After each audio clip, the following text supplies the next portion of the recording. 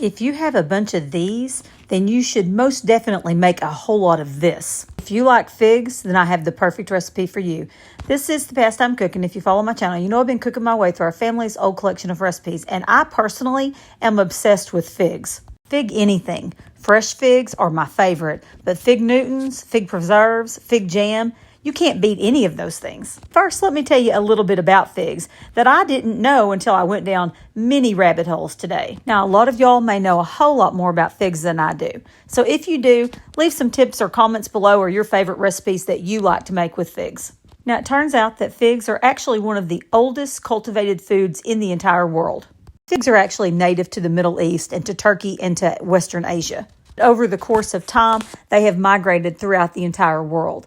And they actually came to the United States by way of Spanish explorers and Spanish missionaries in the 1600s. And that's why in California, they're called a mission fig, or at least that specific variety that the Spanish explorers and missionaries brought with them. Now, figs like it hot and figs like it dry. So they can be grown in a variety of places. And I actually have 2 little trees out in my backyard right now. They've just put on their first figs.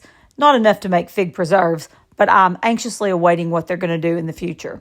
Figs have always been revered in religion. In fact, if you go back to Greek mythology, it was considered a food of the gods. They're mentioned in Arabic texts and in Judaic texts, and also Jesus first said that he saw Nathanael under a fig tree. What I found fascinating about figs is that they're not actually a fruit, even though that's what we consider them. They're actually a flower. So when you cut into a fig, you're actually seeing the inside of the flower. And that's what gives it its really unusual taste and texture. Rather than being pollinated by bees, they're actually pollinated by the fig wasp. Every time you see a fig, the queen wasp has crawled up inside the flower, pollinated it, and then died and nourished the plant. The recipe that I'm using today came from the Victory War-Binding edition of the American Woman's Cookbook, dedicated to General MacArthur. Wartime edition specifically had victory substitutes and economical recipes for delicious wartime meals. Now, this recipe is really simple. Take your figs and wash them, and then cut off the stem and separate them into quarters. Take 4 cups of fruit, 4 cups of sugar, a cup of water, and the juice of 2 lemons.